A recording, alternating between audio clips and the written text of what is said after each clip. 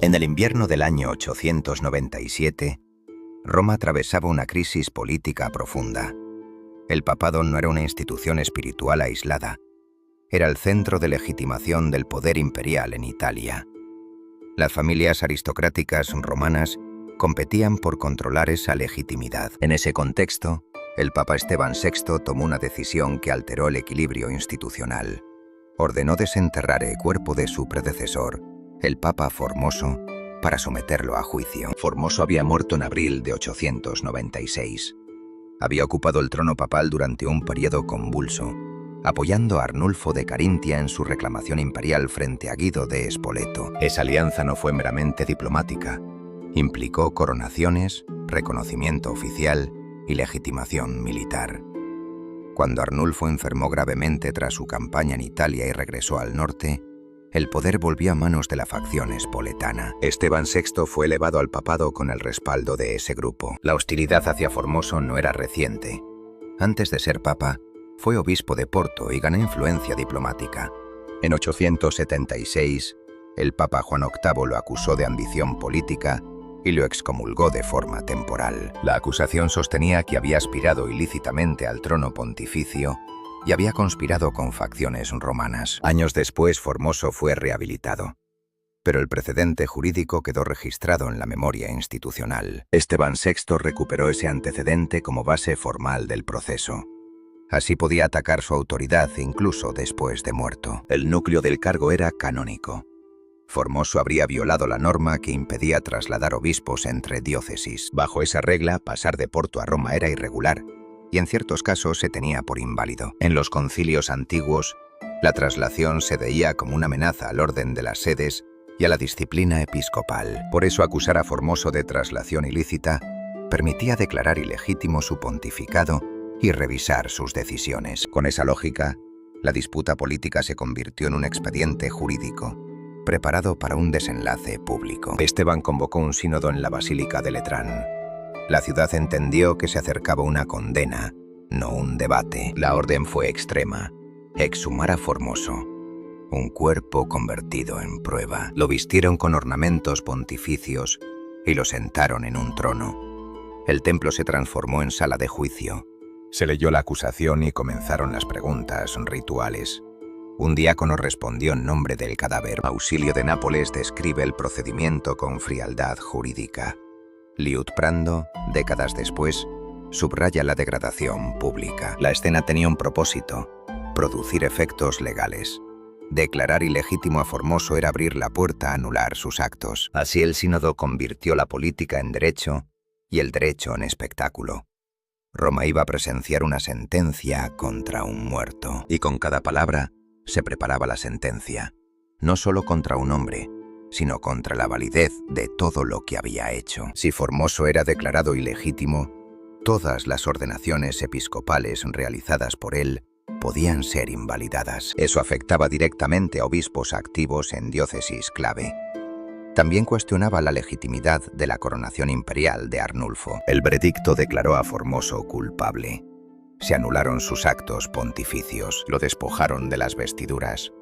Le amputaron los 3 dedos utilizados para impartir bendiciones. Finalmente, el cuerpo fue arrojado al río Tíber. Este conjunto de acciones no fue un arrebato.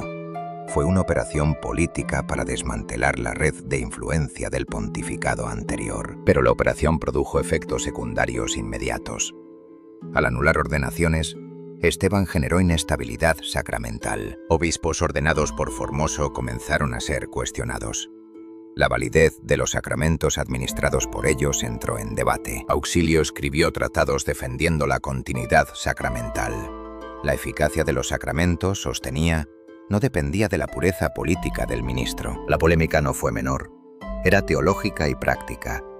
El sínodo transformó un conflicto político en una crisis institucional. Roma comenzó a reaccionar. La respuesta social no fue inmediata, pero fue progresiva. Las fuentes indican que el pueblo romano percibió el juicio como excesivo. No existen actas populares, pero los hechos apuntan a una pérdida de apoyo. Juzgar a un muerto generó inquietud simbólica. En una cultura profundamente religiosa, la profanación pública de un cadáver pontificio alteraba la sacralidad institucional. Rumores circularon. Relatos posteriores dicen que pescadores recuperaron el cuerpo del Tíber y lo enterraron de nuevo. Es difícil separar tradición de hecho. Lo verificable es que el sucesor inmediato de Esteban, el Papa romano, anuló las decisiones del sínodo. El juicio no consolidó poder, lo debilitó. La aristocracia romana, inicialmente beneficiaria de la condena, empezó a reevaluar la estabilidad del pontificado. Si un papa podía ser juzgado retroactivamente, ningún acto pontificio estaba protegido. El precedente era peligroso. El papado dependía de continuidad jurídica. La anulación retroactiva abría la puerta a revisiones futuras. Esa incertidumbre afectaba a todos los actores políticos. Las tensiones culminaron en una revuelta en Roma durante el verano de 897. Esteban fue depuesto. Fue encarcelado. Murió estrangulado poco después. Las fuentes no registran juicio formal contra él. Fue violencia política directa. El ciclo se cerró rápidamente. Teodoro II, en un pontificado breve, convocó un sínodo que rehabilitó oficialmente a Formoso. Se restauraron sus ordenaciones y se declaró inválido el juicio anterior. Juan IX confirmó esas decisiones y añadió un límite explícito. Prohibió futuros juicios contra personas fallecidas. Ese decreto demuestra hasta qué punto el precedente había sido peligroso. La Iglesia necesitó blindar normativamente el límite que se había cruzado. El sínodo de Esteban fue deslegitimado. La memoria institucional intentó corregir el exceso, pero el episodio quedó registrado. No fue un acto aislado de irracionalidad. Fue resultado de rivalidades políticas, ambición aristocrática y uso estratégico del derecho canónico. Auxilio muestra que la crisis tuvo dimensión teológica real. La continuidad sacramental se volvió una cuestión urgente y práctica. Los decretos posteriores prueban que la Iglesia entendió el riesgo estructural. La autoridad dependía tanto de fuerza como de percepción de justicia. Cuando esa percepción se rompió, la fuerza sola no sostuvo. Esteban perdió apoyo porque generó inseguridad sistémica. Las familias que lo habían apoyado entendieron que el precedente podía volverse contra ellas. Por eso el ciclo terminó en violencia política, no en estabilidad. Históricamente el episodio se asocia al Saeculum Obscurum, una etapa de fuerte manipulación aristocrática del papado.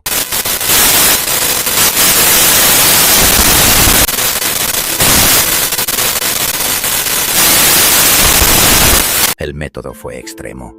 La teatralización amplificó el impacto y también la resistencia. Incluso en la violencia política hay límites simbólicos. Un poder seguro no necesita juzgar cadáveres. La operación reveló fragilidad. Formoso muerto seguía siendo una referencia política que se quería borrar, pero el resultado fue contrario. La rehabilitación de Formoso y la prohibición posterior no borraron el recuerdo. Lo fijaron como advertencia. El sínodo del cadáver permanece como símbolo de instrumentalización institucional. No por el morbo, sino por la claridad con la que expone el uso del derecho como arma. Un papa desenterró a su predecesor, lo juzgó y lo condenó. Y meses después fue depuesto y murió. Los hechos no requieren exageración. La documentación medieval basta. El episodio no terminó con la rehabilitación de Formoso. Continuó influyendo en la percepción histórica del papado medieval temprano. Demostró que incluso la autoridad suprema puede ser utilizada como instrumento faccional. Demostró que los límites simbólicos importan. Y demostró que cuando esos límites se violan públicamente, la respuesta puede ser igual de contundente. El cadáver fue juzgado, pero el juicio terminó juzgando al sistema. Esteban intentó controlar la memoria. El resultado fue su caída, y el precedente quedó como advertencia permanente sobre el uso político de la justicia institucional. El sínodo del cadáver permanece como uno de los episodios más reveladores. Muestra cómo el poder, cuando se siente amenazado, puede intentar controlar incluso a los muertos, y cómo esa decisión puede precipitar su propio colapso. Las fuentes no son uniformes. Auxilio de Nápoles escribe como testigo cercano y defensor de la validez sacramental. Su interés principal es jurídico y teológico. Liutprando de Cremona, en cambio, redacta décadas después y acentúa el carácter degradante del juicio, con una intención moralizante propia de su época. Esa diferencia importa. El hecho central es verificable, pero los matices del espectáculo se filtran por la agenda de cada cronista. Lo que sí queda claro en ambos planos, político y canónico, es la finalidad. Destruir autoridad retrospectiva para reordenar alianzas presentes. La anulación de ordenaciones no era un detalle técnico. Era un golpe sobre la estructura misma de la iglesia local, porque ponía en duda cadenas enteras de autoridad. Por eso la reacción posterior buscó restablecer continuidad, no solo por piedad hacia Formoso, sino por necesidad institucional. El decreto que prohíbe juicios a muertos no es una frase piadosa. Es un cortafuegos jurídico para impedir revisiones faccionales interminables. En términos modernos, es un intento de impedir que el pasado se use como campo de batalla administrativo cada vez que cambia una coalición. La lección estructural es simple. Cuando la legitimidad depende de alianzas volátiles, aumenta la tentación de anular por completo al adversario. Aquí se intentó anular incluso su memoria jurídica, pero el gesto extremo reveló debilidad y aceleró el colapso del propio Esteban.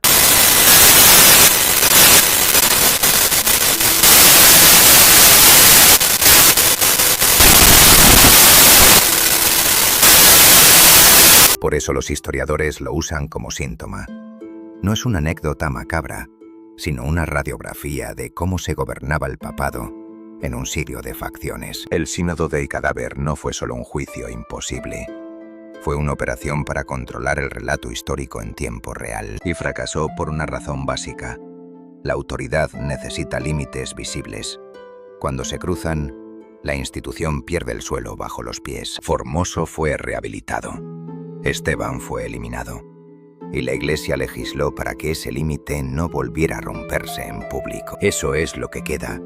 Un acto extremo, una corrección normativa y una advertencia sobre la fragilidad de la legitimidad cuando se gobierna con facciones. Desde el punto de vista político, el juicio público cumplía una función de escarmiento.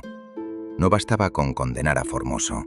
Había que exhibir la condena para fijar la nueva lealtad. Pero esa exhibición rompió un equilibrio simbólico. En una institución basada en continuidad, la profanación pública hacía pensar: si hoy se destruye el pasado, mañana se destruirá el presente. Por eso la corrección posterior no fue solo una revancha contra Esteban.